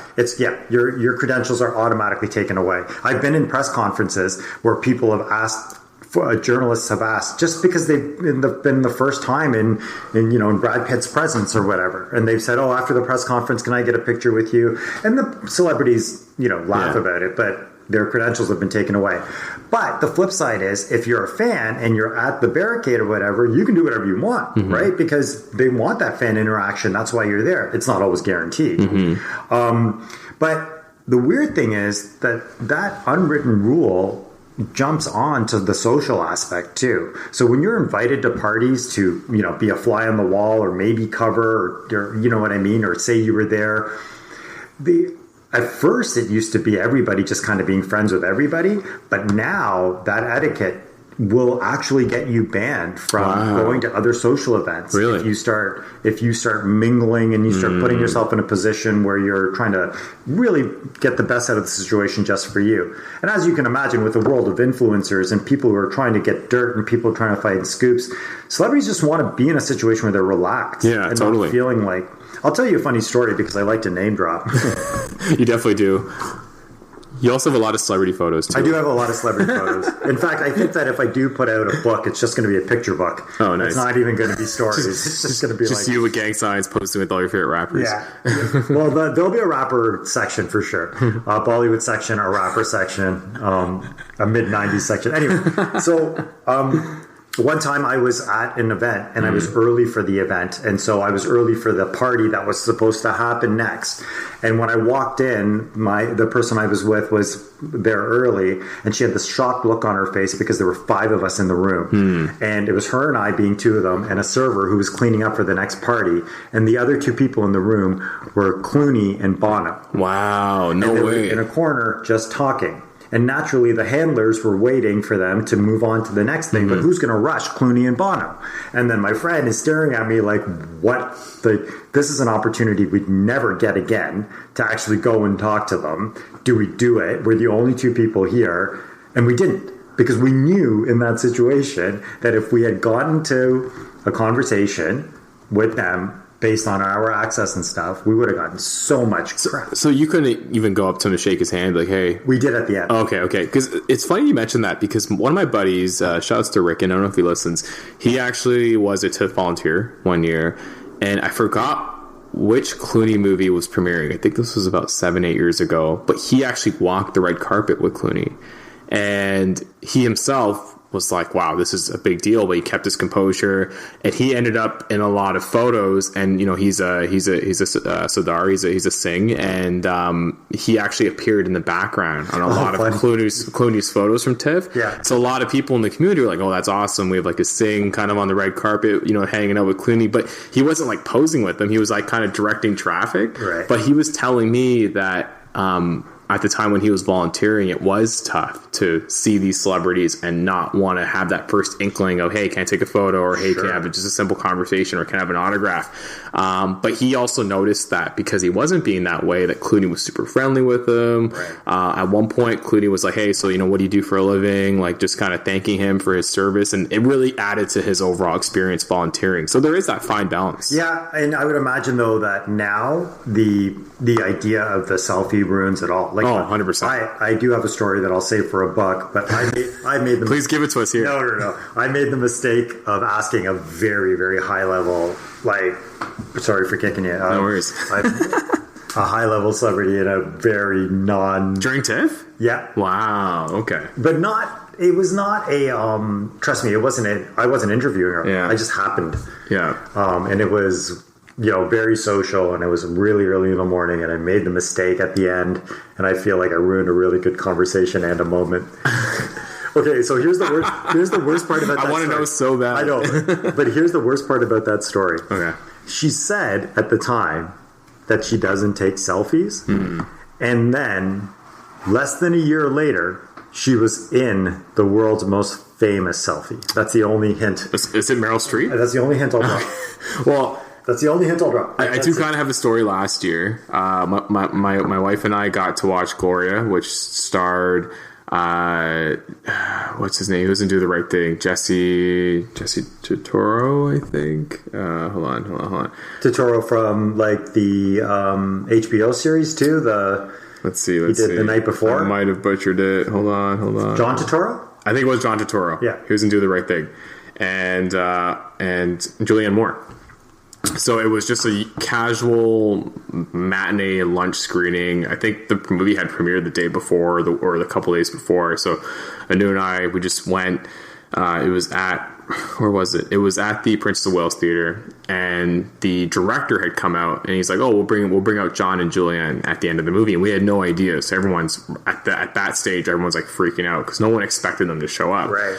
Then they showed up, did a bit of a Q&A, and they just talked about the movie. And then as Anu and I were leaving to go get lunch, we were pretty much blocked by security because Julianne Moore was leaving, so she walked by us. But then John Turturro was kind of just hanging out on the side, and I remember just shaking his hand, and I was like, man, should I go for this selfie? Because this is for the guy from Do the Right Thing. I chose not to, just to be cool and collective. But dude was just hanging out, like he knew everyone there was looking at Julianne Moore and wanting to snap a photo, but he was kind of just in the background. You know, people like John Turturro remind me of even people like Javier Bardem. Like, you know, they know that they've got this moment, but at the same time, they're not the people that people rush to. You know what I mean? Like, exactly. They're not.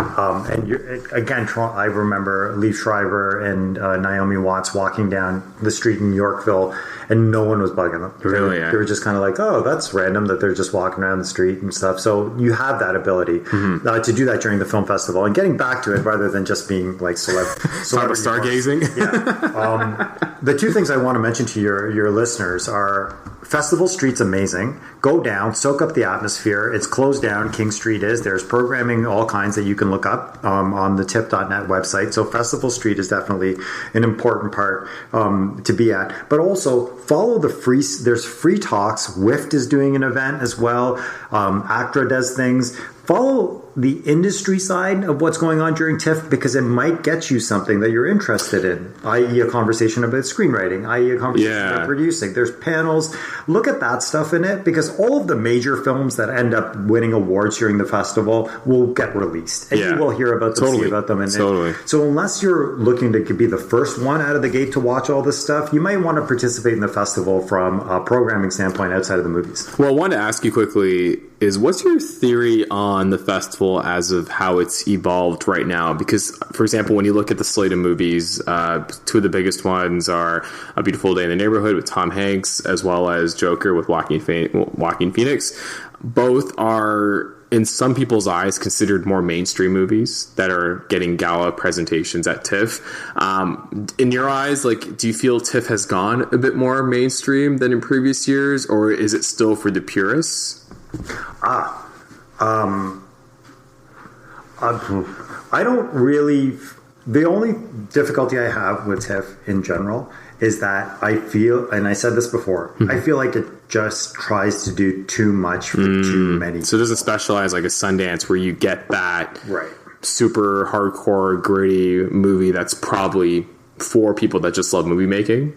Well, or if you're changing the game as a result of being able to really identify a new set of skills, a new way of storytelling, a new genre, etc. I think that the biggest, like, take for example, if you're a Canadian filmmaker and you get your short into TIFF, to you, that's the biggest deal of your career. 100%. So far. Oh yeah. There's not one person I know, both on the coverage side and the thing on the fan side, that goes out to just see the short films at TIFF, which is sad because that's that person's biggest platform they've ever had.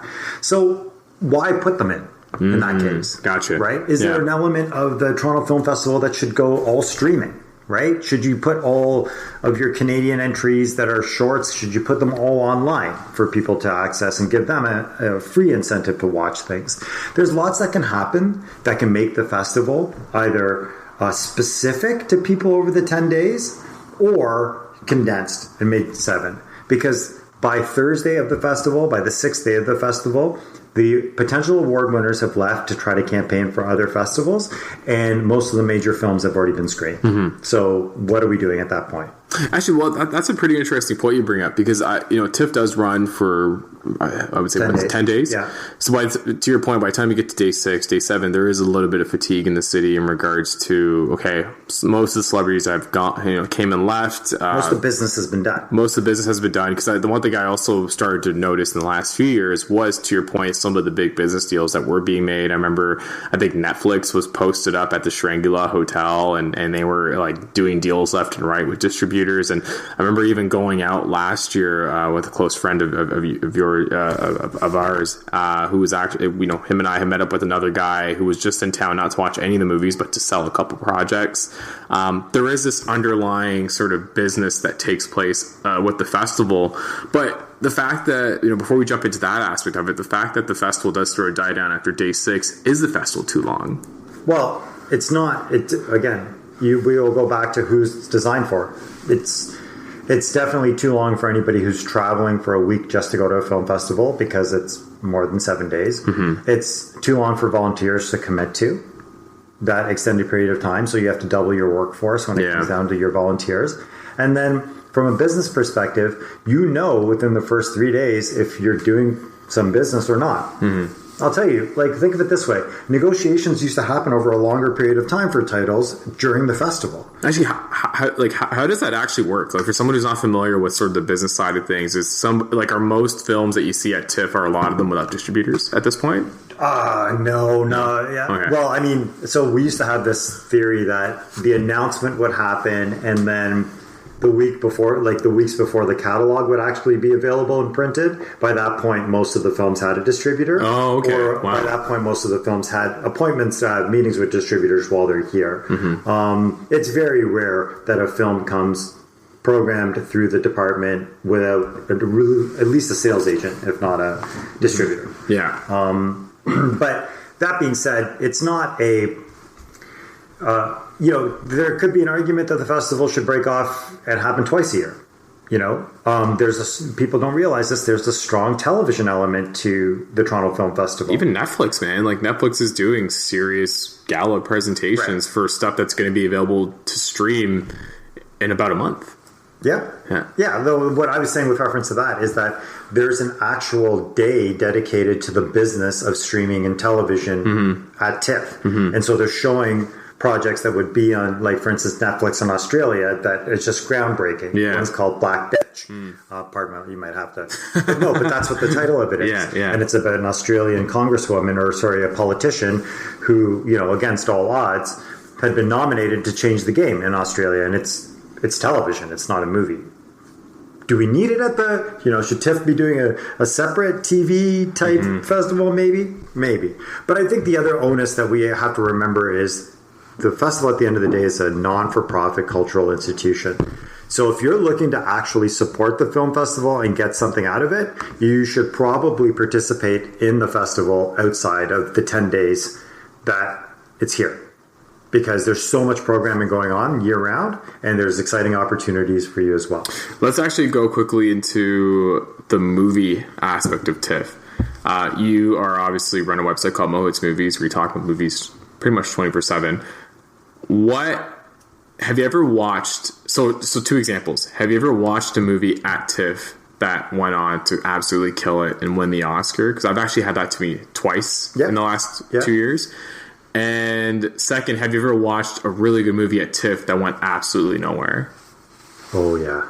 Both. Well, I mean... Do you want to start with the first one? Because it's probably a lot easier. Actually, I should say the second one, there's too many. Oh, okay. There's way too many. But is there any that come to mind? I have one, but... And mind you, you've seen way more TIFF movies than me. You know what? I could probably identify one for every year that I went. Because I have a collection... For most of the years, I have a collection of the actual program book. And those program books, I would, click, highlight which ones that I would want to see. And I mean, Katie and I saw so many back in the day where they didn't have the option to go straight to DVD, even at that. If they weren't, theatrically released, you're never going to see them. Yeah. But so I'll tell you a very quick funny story. My funny story is that in about I don't even know what year we're talking, but. We had, I was producing for a show called Breakfast Television, and we had Danny Boyle on the air to talk about his movie Sunshine, which was a movie that he had done after Trainspotting. And it wasn't getting that much praise at the time because it was an independent film and it was futuristic. It's a well-done movie, but a little bit ahead of its time. After that interview, he said to me... he asked me where I was from. I told him I was from India, and he said, I'm going to India to shoot a movie. And I was thinking to myself, obviously, what an idiot. Another white guy's going to India to shoot a movie. And then furthermore, he tells me, he goes, it's about a guy who wins, who wants to be a millionaire. And I say that, in my head, I'm thinking to myself, that's the stupidest idea in the world. So were you talking at, was it during TIFF time? No. He just randomly showed up on BT. He showed up to promote the release of this. And then... He says about who wants to be a millionaire, and I say, I'm thinking in my head, that's the stupidest idea. And he goes, I'm going to India. Hopefully I'm going to cast some good people in it. I'm looking for some big Bollywood stars. And I mean, I know Bollywood at that point. I'm thinking this guy's crazy. Excuse my language. I got to cut that out too. This guy's crazy. So fast forward, I get a ticket to a movie, and I get it at the last minute because a friend of mine says he can't go. He said, "Can you go see it?" And I said, "Okay, great. I must see what Danny Boyle's doing anyway. I haven't seen." So I'm sitting there, and I don't even think about the conversation I had with Danny Boyle. And I watched Slumdog Millionaire, and my head's blown, right? Because this is not what he pitched to me. What he pitched to me in my head was really bad, and what it ended up seeing on screen, I was like, this is amazing. But the two details about it were, A, he didn't get the big Bollywood star that he told me he was trying to get at the time. So, but he had hang on. It. Okay. Yeah. And then the second part was, nobody, like, this is at the Ryerson. It's not a gala. Okay. The only reason I thought the movie might be slightly important is because Roger Ebert came and sat in front of me, and I'm like, well, why would Roger Ebert come to a Ryerson movie? Because he's got all the other movies. Mind blown, standing ovation, went on to win the Oscar. Yeah. But during the Q&A, I put my hand up, and I said, I feel like you tried to get a big Bollywood star for this film, and you got Anil Kapoor. I'm going to wait for the plane to... Hang on. So we'll cut this out. So wait, you actually asked? Yeah. So he probably didn't recognize you. No, he didn't recognize me. No, like it's Q&A, so it's it's like dark and right.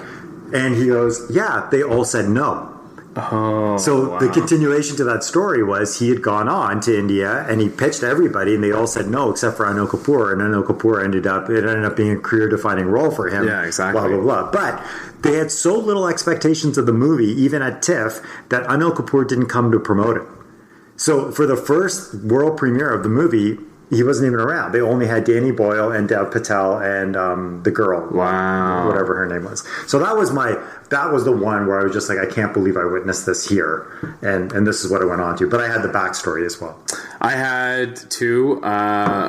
Shape of Water. Went to the last screening of that. That was actually the last movie to be shown in 2017. Well, at the Princess of Wales, like I was on the Sunday, so pretty much I guess their last showing. So we saw that, and I think I thought it was a pretty good movie. But I thought the moment that really made it for me was there's a part where the creature and the girl run into a theater, and it was the Princess of Wales. So being in the theater and everyone just started meta. Yeah, it was super meta. Everyone started clapping because you realize you're in the theater where they filmed the scene. Last year, Anu, my wife, who's a big TIFF fan, she's actually still looking for tickets as we speak. She scored super last minute tickets to the Green Book premiere. Okay. And we sat actually behind the press folks. So we were like pretty much close to front row. And they were doing two premieres at the same time. One at Princess of Wales. No, one at Roy Thompson. One at, I want to say, the Winter Garden Theatre. So they were going back and forth. So the talent was. Yeah, so the stars showed up to Roy Thompson. Then they ran to Winter Garden. It was pretty good, man. It was kind of cool because I enjoyed the movie. I remember walking out of it thinking, I don't see this movie really going anywhere. Like I could see nominations for Vigo and Mahershala Ali, but I can't really see much happening. Goes on to go win Best Picture, which is quite debatable considering the talent that was out. Yeah, I was just thinking to myself, what did it win? Yeah, it did. Yeah, and I remember Anu and I being like, oh, it was a good movie, but it wasn't worth that. But what was pretty cool because I think that was the world premiere. Like that day when they showed it to TIFF was the first time they ever aired it anywhere. Possibly. So they had two going on at the same time, but I thought that was a pretty cool TIFF moment. I remember seeing Rabbit Hole, which is Nicole Kidman's movie, and Katie and I just bawling because we're new parents at the time, and it's about But the reason I'm saying that is Nicole Kidman showed up, matinee was one of those things, and I left and immediately was like, she's going to win an Oscar. Yeah, she was nominated, I think. Yeah, but the film did nothing. Really, in terms of it didn't get any other nominations. How often? Like, for anyone who's probably has a ticket to a TIFF movie, but it's not the gala screening, how often do celebrities typically show up to some of the other screenings? Like, is it possible that they'll ever show up to some of the ones that aren't gala screenings just to sort of gauge how the audience thinks? Yeah, but if it's the third and it's been a week, chances are it's not going to. Yeah. But often they will. Mm-hmm. I mean, I've been in situations in the smallest venues where somebody will just show up. I've actually been in such funny situations where I've seen directors give up their seats so people in the ticket holders lineup could come and watch the movie. Yeah, because there's always a standby line. Yeah, there's standby lines too. Yeah. Look, man, it's a mammoth. And I can understand why anybody who's listening to this and doesn't care about the festival would stop and say, what's the point, right? I mean, I'm never even going to watch half this stuff. Why would I do this, etc.? But the point is, if you're in, you're in. If you're into wrestling, you're into it. If you're into North by Northeast, you're going to go. If you're into movies, there's nothing like it. This is your Super Bowl. This is your Stampede. This is your Grey Cup. This is whatever it is. But you got to make it whatever you want to make it, and don't go into it expecting the festival to make it for you. They've done their job. You've got to be the navigator now to figure out how exactly you want to experience it. That's awesome, man. And you're obviously doing a lot of coverage for TIFF on your website, Mohit's Movies. Yeah. Where can people reach out to you if they want to see what you're up to this week? Look, on Twitter, at Mohit's Movies is where you're going to get the rawest response of things. I'm trying to cover it less from a title specific and more from a general business and atmosphere specific. Nice. But yeah, and then mohitsmovies.com is the blog. And hopefully just continue to work with people like yourself and bring good stories to light. But let's just, if you're willing to give it a chance, you can make the most out of it. But also just manage your expectations on it. Do you have any suggestions or anything you were obviously plugging the Festival Village earlier as being something really cool to check out? I've checked it out usually after screenings and even before. It's usually a cool atmosphere. But anything else, any movies that you're looking forward to for the next 10 days? I am, you know what? I'll tell you, go to the YouTube TIFF Trailers website. It's amazing because they didn't have that years ago. Yeah, and it's amazing to get an indicator as to what is really out there and what might be good to watch. The last thing I will also say, don't hesitate for 1 second to go out and see these movies post TIFF because just because you might have read a bad review through the festival and stuff, critics are cranky. And so sometimes critics write festival-related reviews that they go back and see that they were just tired and stuff. So use your own judgment on it. Because by that point, they might have already seen 20 movies, right? Seen 20 movies, 3 hours of sleep, 5 interviews to go. It's not always the freshest side. So use your own judgment because but if they're lucky enough to be at the festival, there's some quality to them for sure. Awesome. Well, Mo, thanks so much, man. Best of luck this week. I know it's going to be a crazy 10 days, but yeah, always a pleasure to have you on New Theory Radio. My pleasure. Anytime. And special thank you to Mohit Rajhans for joining us here on New Theory Radio. Go check out Mohit's Movies on Instagram, Facebook, and Twitter.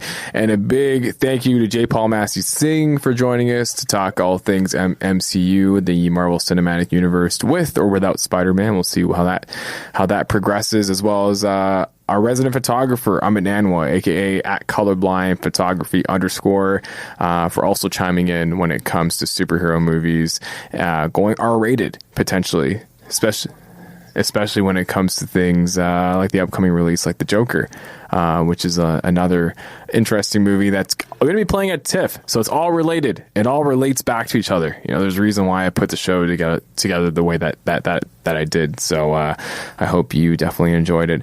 And this actually concludes this week's episode of New Theory Radio. But if you want to connect with us, you can connect with me on Instagram. It's @Nav Nanwa, or you can connect with me on Twitter. It's @NNanwa. And then obviously if you want to connect with the show, it's @New Theory Radio on Facebook, Instagram, and Twitter.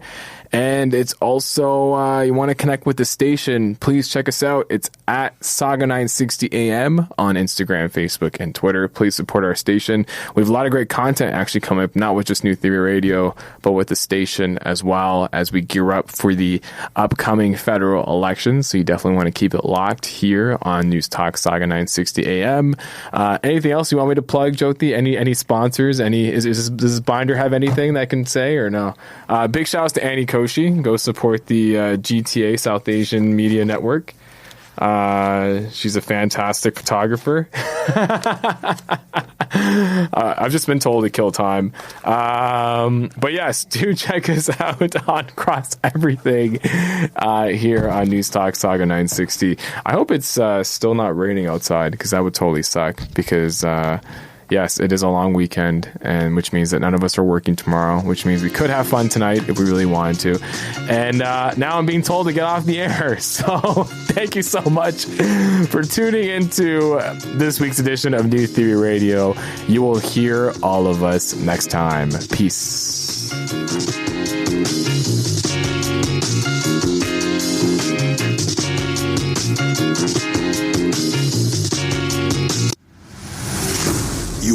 listening to News Talk Saga 960. Also streaming live on saga960am.ca.